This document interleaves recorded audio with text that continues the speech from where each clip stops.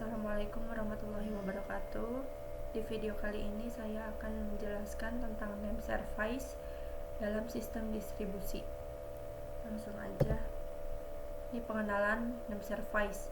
Dalam sistem terdistribusi, name service digunakan untuk menunjuk ke suatu sumber yang beragam dan tersebar seperti komputer, layanan atau service, file, remote object yang dapat memudahkan pengguna. Contoh penamaan pada aplikasi sistem terdistribusi, yaitu URL untuk mengakses suatu halaman web, alamat untuk komunikasi antar pemakai.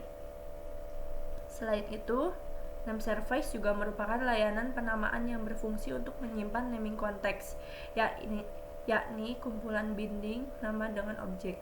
Tugasnya untuk meresolve nama. Kebutuhan akan penamaan juga memicu munculnya layanan penamaan naming service yang menyediakan mekanisme dan struktur penamaan objek itu sendiri. Contohnya domain name service atau DNS. Name resolution binding attributes. Name resolution yaitu nama ditranslasikan ke data tentang resource atau objek tersebut. Binding yaitu asosiasi antara nama dan objek, dan biasanya nama diikat ke attributes dari suatu objek. Address, atribut kunci dari sebuah entitas dalam sistem terdistribusi. Atribut, nilai suatu objek properti. Di sini bisa dilihat penguraian naming domains untuk mengakses resource dari URL. Tujuan penamaan identifikasi, yaitu yang pertama, seorang pemakai menginginkan objek atau layanan A, bukan objek atau layanan B. Memungkinkan terjadinya sharing.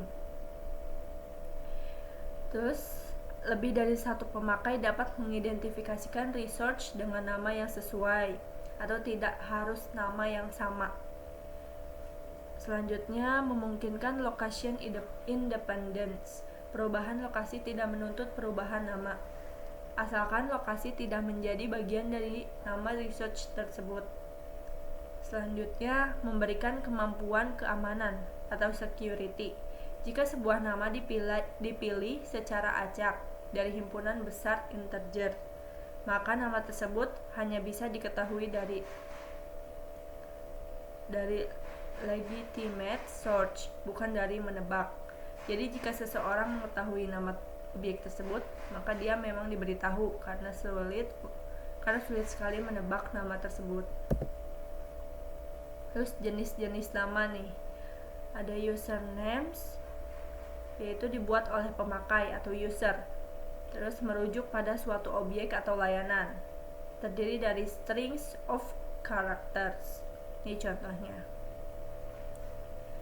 Lalu yang kedua ada system names, yaitu terdiri dari bit string internal untuk sistem, tidak ditujukan untuk manusia, lebih compact dari usernames, sehingga dapat dibandingkan dengan lebih efisien.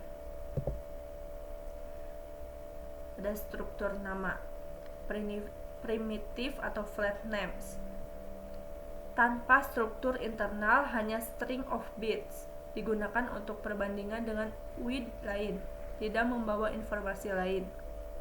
Pure names sangat berguna dan banyak digunakan karena location dan application independent, sehingga tidak menjadi masalah bagi mobilitas objek. Seragam atau fixed size, compact, mudah disimpan, dipas, dan jika cukup besar menjadi sulit ditebak. Yang kedua ada partitioned name. Lalu yang ketiga ada descriptive names, yaitu daftar atribut yang secara bersama-sama mengidentifikasikan objek secara unik, membawa informasi. In pure names, DN adalah superset dari PN. Name context, nama selalu diasosiasikan dengan konteks yang mengidentifikasikan di mana nama tersebut valid. Ada dua macam konteks, yaitu universal context dan relative context. Di sini ada sasaran fasilitas penamaan. Yang pertama, efisien. Yang kedua, terdistribusi.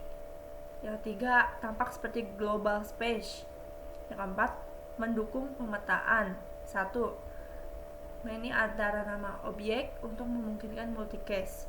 Yang kelima, mendukung dynamic relocation of objects. Yang keenam, memungkinkan local aliases.